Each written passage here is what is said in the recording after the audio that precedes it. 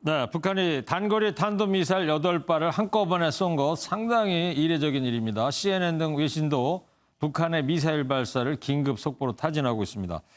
북한의 속내가 뭔지 정치부 외교안보팀의 강용호 기자와 뉴스 추적하겠습니다. 자, 북한이 8발을 연달아 발사한 거 이번이 처음인 거 아닙니까? 네, 북한은 지난 2014년 3월 한미연합 독수리 훈련에 반발해 한 달 사이 총 90발의 미사일과 로켓, 방사포를 발사한 적이 있습니다. 하지만 단거리 탄도미사일을 연달아 8발 쏜 것은 사실상 이번이 처음입니다. 네. 이번에 발사한 탄도미사일은 이른바 단거리 3종 세트인 북한판 이스칸데르 KN-23, 북한판 에이테크임즈 KN-24, 초대형 방사포 KN-25로 추정됩니다. 비행거리는 110에서 670km에 달하는데 남한 전역에 대한 타격 능력을 보여주고 미사일 방공망을 무력화시킬 수 있다는 자신감을 보였다고 해석할 수 있습니다. 네, 그러니까 뭐 제주도까지 포함시키는 거리다 이런 얘기죠. 네. 자, 어제까지 한미 해군이 해상에서 대규모 훈련을 진행했지 않았습니까? 이번 도발에 그 훈련이 영향을 미쳤다고 볼 수 있나요? 네, 북한은 지난번 바이든 미국 대통령의 아시아 순방이 끝나자마자 미사일 3발을 발사했는데 이번 발사는 한미 연합훈련에 대한 항의의 성격이 강하다고 볼 수 있습니다. 일본 오키나와 해상에서 끝난 한미 해군 연합훈련은 4년 7개월 만에 핵 추진 항공모함인 로널드 레이건호가 참여한 것을 비롯해 한미 양국 전함 7척이 동원됐습니다. 지난 3일 열린 한미일 북핵 수석대표 회동에선 전략자산 전개를 시사하는 등 한미 당국의 강경해진 태도에 대한 반발 차원이란 분석입니다.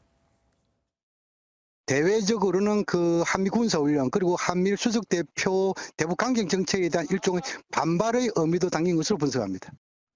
네, 당장 이번 주 한미일 외교차 간 협의가 예정돼 있고 싱가포르에서 열리는 샹그릴라 대화 계기로 한미일 국방장관 회담도 열릴 것으로 알려져 북한의 추가 도발 가능성을 배제할 수 없습니다. 네, 그렇군요. 자, 최근 북한이 이렇게 여러 가지 미사일을 섞어서 지금 발사하고 있는데 우리 군은 어떻게 대응할 수가 있는 거죠? 네, 북한의 미사일 발사에 대비한 한국형 삼축 체계는 미사일 발사 전과 후로 구분됩니다. 예.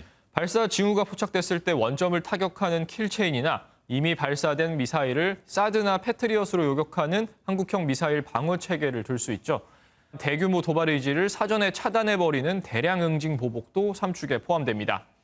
군 당국은 최근 북한의 도발 때마다 이 킬체인이나 대량 응징 보복에 활용될 수 있는 무기 체계를 선보였습니다. 어떤 무기 체계가 있는 겁니까? 네, 지난달 24일 군은 F-15K 전투기 30여 대를 동원해 엘리펀트 워크 훈련을 진행했고 네. 한미 연합으로 탄도미사일 대응 발사를 하기도 했습니다. 윤 대통령이 직접 연합 방위 태세를 강화하라고 지시한 만큼 우리 군도 육해공 차원의 대응 훈련에 나설 가능성이 커 보입니다. 네. 그리고 앞에서 리포트에서도 나왔습니다만 북한의 핵실험 가능성이 좀 계속 제기되고 있지 않습니까?